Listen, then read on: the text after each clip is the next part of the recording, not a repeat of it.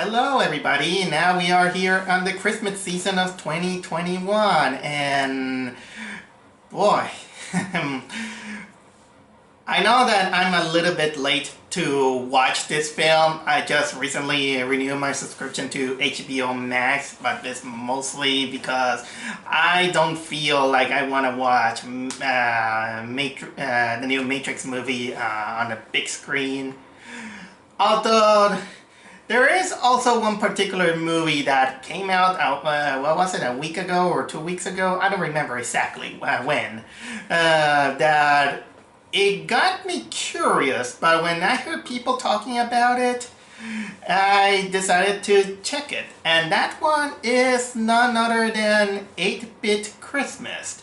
Kind of like one of the few latest holiday movies that came out, not in the big screen, but more in HBO Max. And just in case, I'm not trying to promote HBO Max or anything because, well, I'm just a simple guy doing a vlog out of a hobby out of it. So, and also again, it's not gonna. It's not as. I know that I'm late to the party. I just do it when I can, and I was kind of busy doing other stuff just in case. But anyway, 8-Bit Christmas. First of all, I did saw the trailer before the movie came out, and one of the biggest things that kind of caught my attention is that it was gonna be about Nintendo, and since I was born in 1984, I was kind of a bit targeted on that era, since I grew up with Nintendo, and so much that I'm even still a little bit of a video gaming person. Because case in point, look at this. I brought my Switch in front in order to showcase, and even some of the games that I'm gonna show you that I have in my lineup, like Pokemon Shield, Bayonetta, Dragon Quest IX, and of course my game of the year, Shin Megami Tensei 5. For some reason I do love that steel plate. Well, still I was a Nintendo gamer, and I do remember that I was really obsessed with Nintendo during that time period. And just to give you a little bit of a summary of my life, I do remember that I did have that the first time I was introduced to Nintendo, it was one of my cousins when I was living in Ecuador, went to the United States, and he introduced me to it, and along with other family members, starting with Super Mario Brothers, Duck Hunt, and Bubble Bobble. That's some of the most prominent games that caught my attention. And then, long story short, the evolution of Nintendo came out and all these things. And nowadays, when we mention the old school Nintendo, it's kind of really nostalgic and really old school to the point that it's kind of become a symbol of the early 80s the late 80s and the early 90s. Kind of like a big giant history thing. And watching the trailer of 8-Bit Christmas, I thought that it was gonna be. At first, I was kind of a little bit suspicious because I don't know how to if nowadays even when you want to make a family-friendly Christmas special, nowadays I feel that there's something cynical out of it compared to others. The last uncynical movie I have seen that is based on Christmas is none other than Klaus, the Netflix movie, which I highly recommend. But I still, when it's about Nintendo, and considering the trailer, I thought that it was gonna be kind of like a Christmas Story wannabe. So lo and behold, I finally watch it, and I can see that it is indeed kind of feeling a little bit like a Christmas Story ripoff, but it has sufficient material enough to stand a little bit on its own and has some differences out of it, but you can tell that there's a lot of similarities to it. But I'll say this, at least 8-Bit Christmas is much better than A Christmas Story 2. That's the best way I can describe this movie. But did I like it personally? Honestly, yeah, I like it, but that didn't take out that there are some issues that I do have, but it's mostly personal being in which I found this movie a little bit cynical, a little bit, which kind of a little bit ruins a little bit the charm of it. But luckily that cynicism it does make it up for it, which it instantly makes it actually kind of like a good Christmas movie. Although I wouldn't put it at least one of the top 10 because there's some things that I think that it needs some polish, and I'll get to that just in case. So right at the get-go, I think I did my introduction enough about 8-bit Christmas, and I think it is time for me to push the start button for this. So 8-bit Christmas is a story with a narrator, which is based on the point of view of this guy named Jake Doyle. He's played by Neil Patrick Harris, and he's playing Neil Patrick Harris. You know what? This is a little bit of a running joke that I do have with Neil Patrick Harris ever since I watched the Harold and Kumar movies, in which you're always gonna see Neil Patrick Harris as Neil Patrick Harris, and every time I hear Neil Patrick Harris, I'm gonna say, oh yeah, he's playing Neil Patrick Harris. And guess what? He's playing Neil Patrick Harris in this movie. Now, like I said, he's playing a guy named Jake Doyle, and he's telling his daughter who wants her iPhone very badly. He tells her, "Well, I'm gonna tell you a story while your mom and your brother are not here. Look at this. Here's my Nintendo, an 8-bit Nintendo, and really well furnished for considering that this is an old school console." But anyway, then with him being the narrator, he tells out the story when he was a kid, and it was kind of like the 80s something, kind of like late 80s, in which Nintendo was on the rave, and there was kind of like the rich kid who always had the Nintendo until an accident happened that kills off the dog. So basically, basically the kid just wants a Nintendo of his own. But of course, he can't get it because, well, circumstances happen. I'll get some of the circumstances later, but the point is that it's basically this kid's quest to get a Nintendo. And man, that when I told just with a few sentences, you can tell that it is indeed very similar to Christmas Story, and it does. Like for example, there's the similarity that the kid wants a toy, and like in Christmas Story they got the BB gun. They also have to deal with the bullies, or sometimes with the questionable doubts from the parents. Like for example, in the Christmas Story, the running gag is like, "You're gonna shoot your eye out, kid." And so on, so on, so on. It is nice. Although again, it has the same beats of a Christmas Story, even with the narrator. Although in this case, we do see the narrator's perspective, and there are times in which the guy's daughter begins to ask him some questions, kind of interrupt the movie, but well, it doesn't affect much. But I will say, at least in advance, is that it has kind of like a different ending, in which I'm gonna say that I like what they were trying to do with the ending, but unfortunately, it didn't feel earned. There's something on it that I found it unearned, and this is mostly because of the cynicism that I had with that I kind of peek out into the movie. It's not a bad cynicism, I'll say, and I'm kind of like a very cynical guy, but there's something about it that kind of rubbed me the wrong way, and felt that the ending it had all the good intentions, but something was odd. But I'll get to that. But I'll get to that again.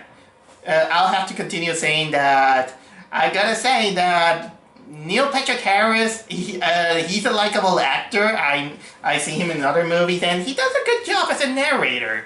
Yeah, I really like this guy. But I think that most of the focus I'm gonna give it more is to the kids. Because the kids, I know that they might be kind of like whiny or something like that, but they were acting like kids, and I like that. I like that. I like the, how can I say, how the kids act. It's kind of exaggerated. I know they're exaggerated, but either way, you're gonna like, for example, kind of like the typical token kids that you see in these kind of movies. They're kind of like the glasses kid, the one that has allergies to eating SpaghettiOs.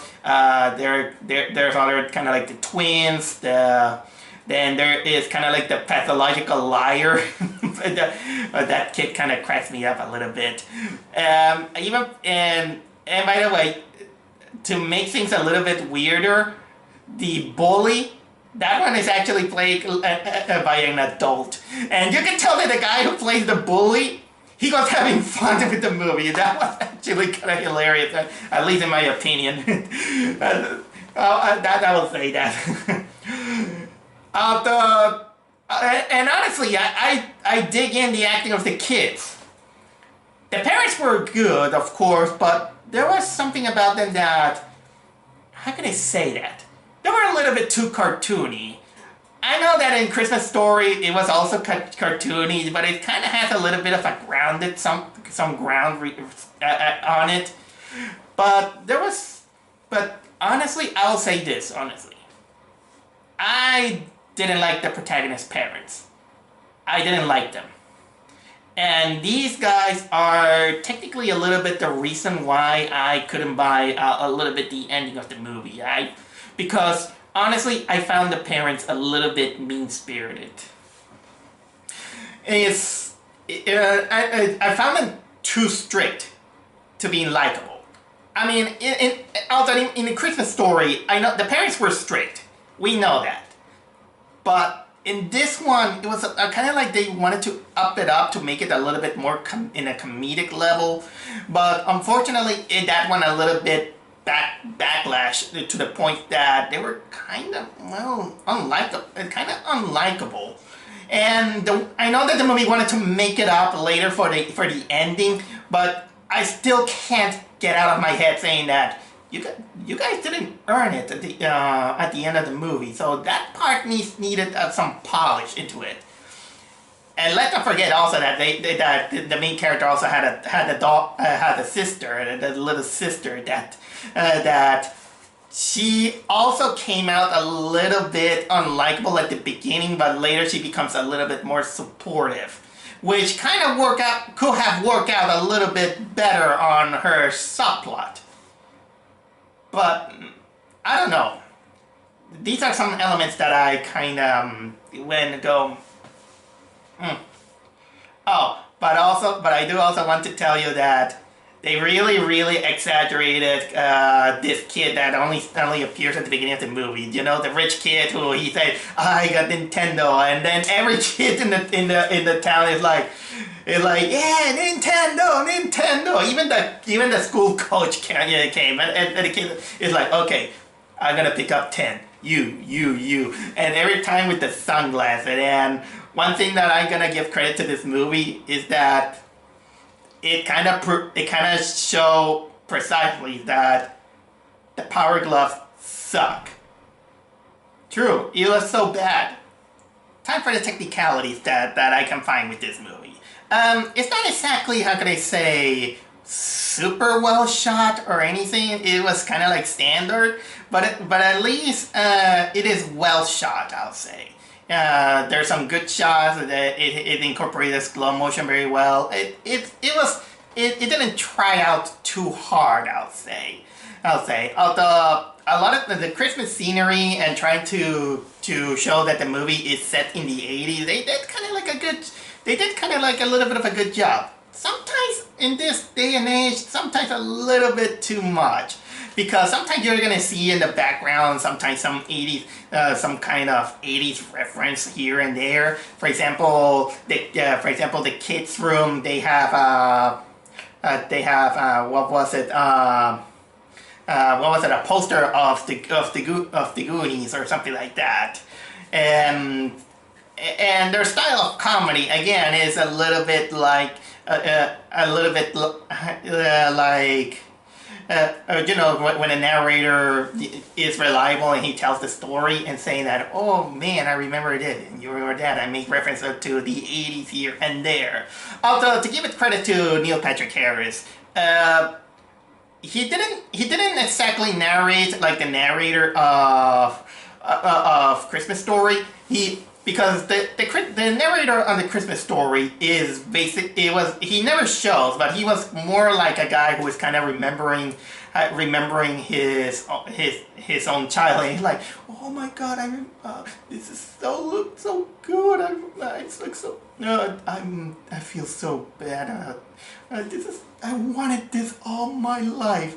Neil Patrick Harris also do that in some ways or another, but he didn't kind of like ham it up like in a Christmas Story. He was a little bit, putting his own charm into it. Thankfully, it's mostly like that. It kind of shows that he was mostly playing talking to his daughter and telling her how he got the Nintendo, in which he wanted to, in more ways, you kind of predict that he wanted to try to tell her the story why her daughter can't get a smartphone. And if I want to derail a little bit, I think that he was actually doing kind of like the right call, in which nowadays, and at least with millennials, we're getting glued to to the screen and everything. I think I talk about this concern that I had in other reviews, and while I'm not exactly against the era of screen television and all these things, there are some things that should be rescued here and there, and I think that little boys and little girls are a little bit. They shouldn't be exposed too much to these things, at least yet.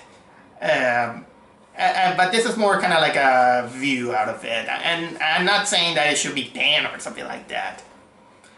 But there's something that I do want to talk about when I get there.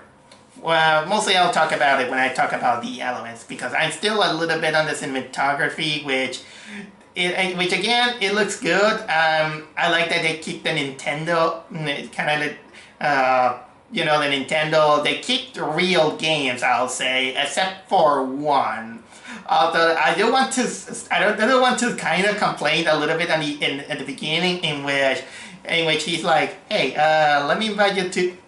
Neil Patrick Harris is gonna invite his daughter to play his Nintendo, and he takes out Paperboy, and then the next scene, you see them with both controllers, and I was like, here's your strike, because Paperboy was never a two-player game. I don't remember if it was in the arcade. The arcade that had a two-player. I don't think so. No, Paperboy was always a one player. So why they were playing like they were playing two players, and then they also got Rampage on the screens, but they never showed Super Mario.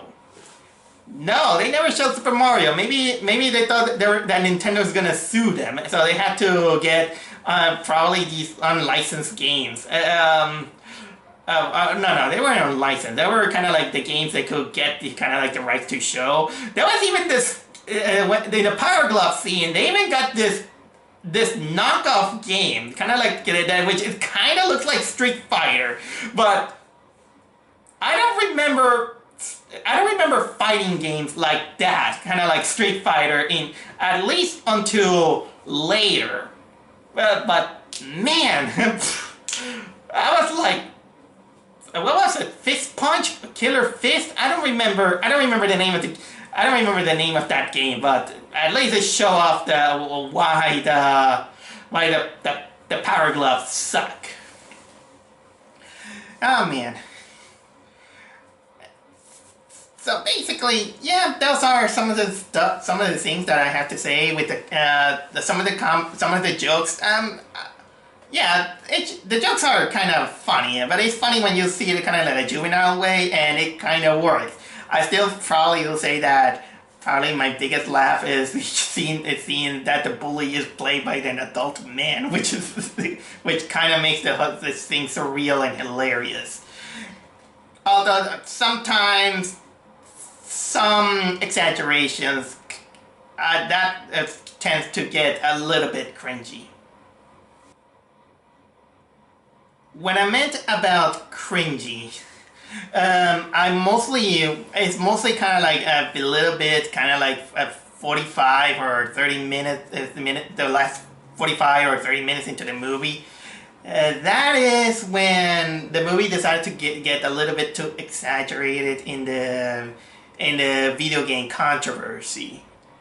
That part was a little bit cringy. Personally, I got to admit. I know that they wanted to exaggerate, saying that yeah, video games are violent, and parents they decided to ban it and something like that. But in my mind, it was like, with Nintendo. I mean, don't get me wrong. There was controversy with even with Atari before. There were many people kind of complain about this and Nintendo, but even though I wasn't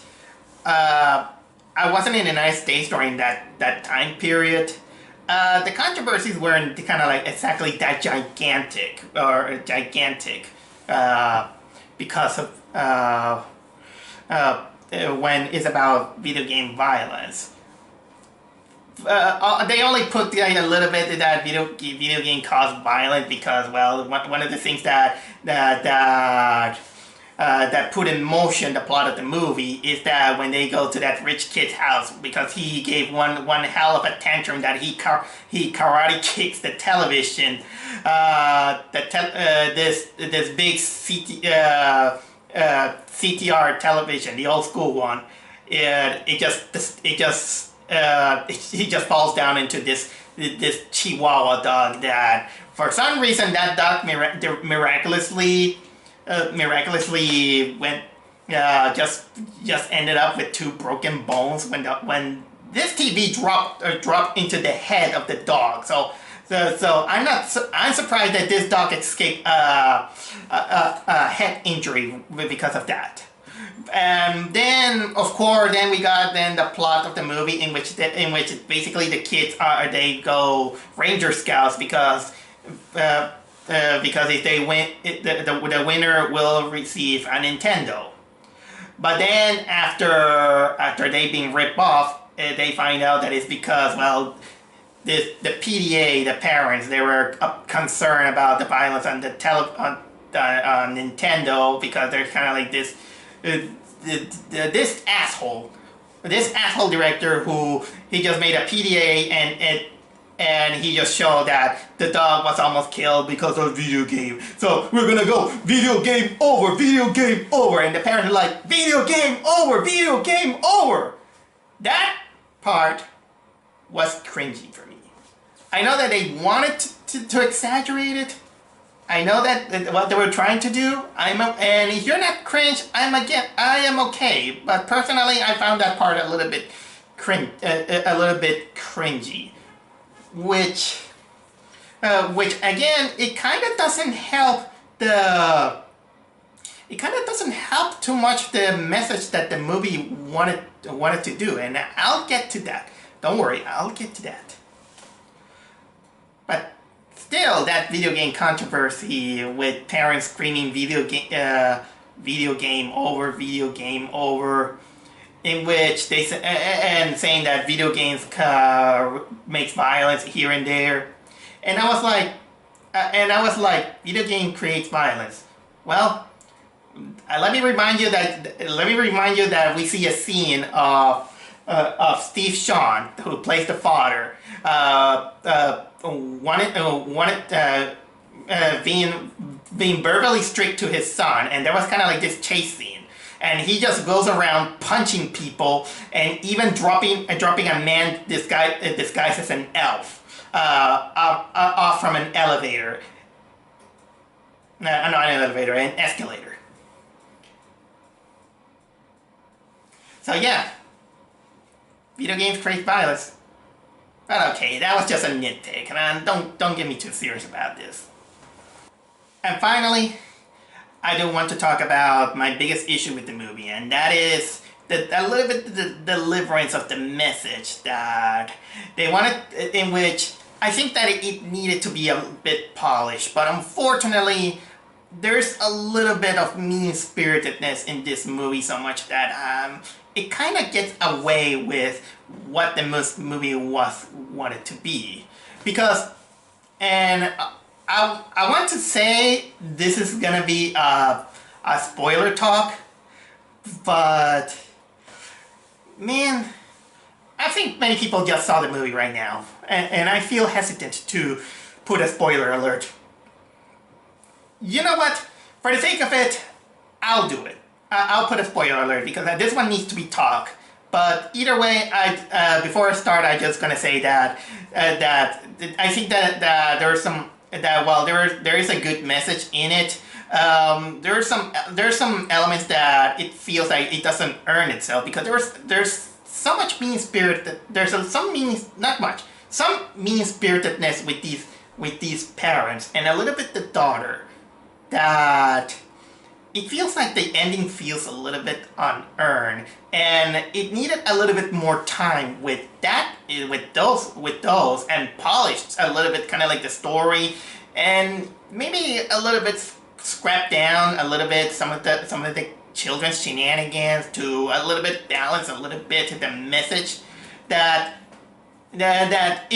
could have made the movie feel that it earned its message, which it kind of does, but it needed some polish. That's all I have to say before I go with my 8-bit spoilers. So, here goes. What I do have against with the movie is that when the movie starts, the mother, she's played by Jundian Raphael, I see it on IMDb. I found her kind of like complains a lot. She's kind of like mean to the children. She has not gonna.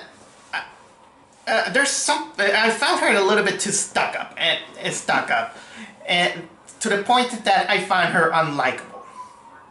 And yeah, they wanted to make her kind of like a teacher. She's a teacher and something like that. But man, and then we got. Sorry for the sirens. Then of course we got Steve Sean as the father, and well, they wanted to make him kind of like a handyman, an old school man, but kind of during the whole movie, he has a little bit of an attitude, I'll say. I know that they wanted to make him kind of like strict, but his strictness wasn't as heartwarming as the father from the Christmas Story, because at least in Christmas Story, you see that the father was kind of like, he was kind of like uptight and everything. He was also like a little bit of a handyman, an old school man, but at least you show him, it shows him kind of like being fatherly almost during the whole movie. I know, I mean, I'm not saying that you have to coddle the kids or being kind of like too nice to them, but that was technically all that they find this guy. He's like, come on, pick up the poop of the dog. That's what you have to. And there was even this kind of joke in which he say that this is what you get when you get a dog, but you got the dog before I was born. Well, whatever, something like that.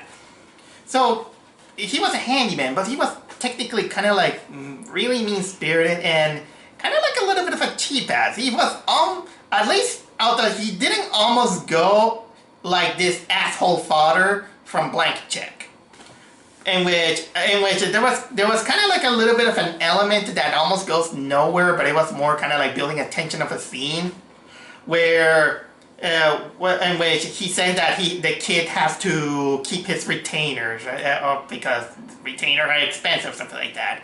And yeah, I can agree that Nintendo wasn't exactly easy available during that time. In the case of the movie, they say that a Nintendo cost $93, in which without inflation, it is indeed expensive. I mean, look, this Nintendo costs $400 nowadays. Although I did get it, they wanted to do that. Although there were some in which, although there was a moment, of course, in which he refuses to play Christmas Carol. And during that chase scene in the mall, I find him a little bit exaggerated on its mean-spiritedness. I know that he was trying to be strict, but damn, they made him a little bit cartoony by getting jumpy with the elves and then chasing our protagonist. Almost like he just wanted to kill him. Man, that the way I know he was doing a good job as an actor, but man. And then of course, they wanted to make him. They wanted to buy the sister Cabbage Patch Kid, because she wanted one, and because they couldn't get the Cabbage Patch Kid because maybe it was the when it was underage and everything, so they go to they go to see this black market dealer played by David Cross, so they can buy kind of like a $73 doll. But of course he doesn't buy the Nintendo that the dealer has. And by the way, that Nintendo that the dealer had doesn't go anywhere. Doesn't go anywhere. It is no part of the plot or anything. But still, and then of course came out the video game controversy that even the parents were into, and even the sister was a little bit kind of acting mean-spirited. She was almost like, I hope you don't get your Nintendo or everything. But then she kind of begins to warm up when she decides to help him get a Nintendo, but it almost doesn't go anywhere. She technically got what she wants, well, partially because she gets the Cabbage Patch Kid, but not with the hair, with the right color of the hair or anything.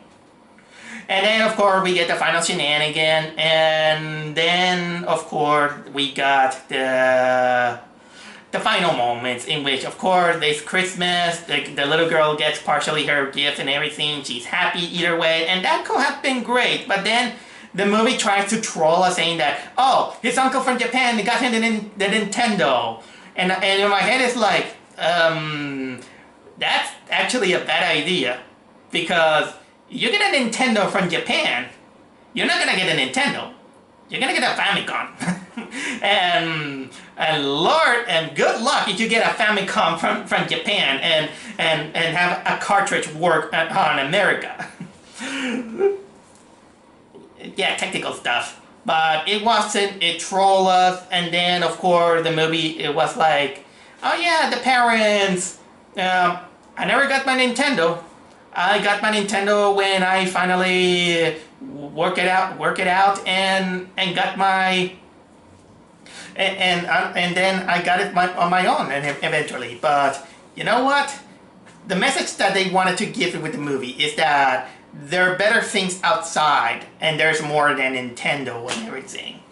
In which, yeah, it is a good message, but But considering that we had to sit through parents being mean-spirited, I didn't feel it earned it, especially during the final moments in which that was actually kind of touching. I tried to ignore all the things that kind of happened, in which the real gift that the kid gets is a tree house, in which let's play real. What kid had a tree house like that? But honestly, it doesn't matter. The kid is very happy. the kid is very happy with the tree house, and then he gets memory from with his friends and everything. And he thanks the father. The father thinks that, yeah, handyman and everything. I worked my ass off on doing this gift for you and everything. And then, of course, we cut down in the present, in which, yeah, it's kind of sad that the father is no more, and then he remembers the father very fondly, and that the Neil Patrick Harris character's daughter, she learns that, well, I'm not gonna get my phone, but at least you're gonna get your parents once in. You're gonna get your your family is important. Let's say that you have to cherish every single Christmas because it always happens once, and every single one is very special with them. It's really good message, but why you have to make the parents mean-spirited? How can you fix the movie? Making the parents a little bit mean-spirited. Also, more scenes of the kid having bond with the father, but not like, for example, make him, like, for example, share the moments of even during the black market scene, and having, like, for example, more scenes of the kid trying to bond with the father, a little bit tease a little bit more that the kid is kind of also a little bit talking about the tree house or something like that, and then also have the kid technically kind of like learn that, well, Nintendo is great and everything, but you know what? I think I had more fun doing other stuff with it, or at least make the kid kind of learn that even trying out with a Nintendo and even fail is basically an experience. I mean, getting a kid, doing all these chores and dealing with the bully and everything, make the kid also reflect that, well, I didn't get my Nintendo, but hey, look at the memories that we got and all these things. So it felt more that the kid, more for the kids learning the message than, having the kid learn that about his father and everything. Maybe I'm not getting it, but I think that a little bit of that mean-spiritedness from the parents could have been was a little bit intrusive, at least personally for me. Oh well, with that said, 8-Bit Christmas. I actually really like it. It's a good movie. It's technically better than some recent Christmas movies that I have that are coming. I mean, that just came out. Again, I'm not gonna hold it on high regard. I still like Klaus better than from the recent Christmas movies.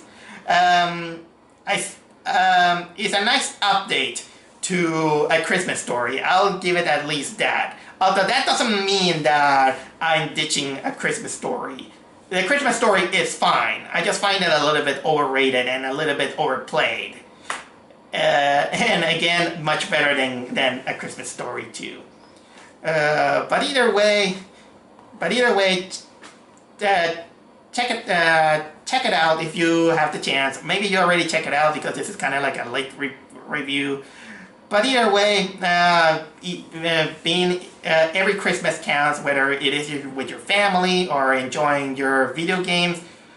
It depends on how you cherish those memories, either by being outside or playing, or having with your family, or even having a kind of like a expensive console to challenge your mind and your thoughts. Now, if you excuse me, there's some Shin Megami Tensei 5 that I still need to finish.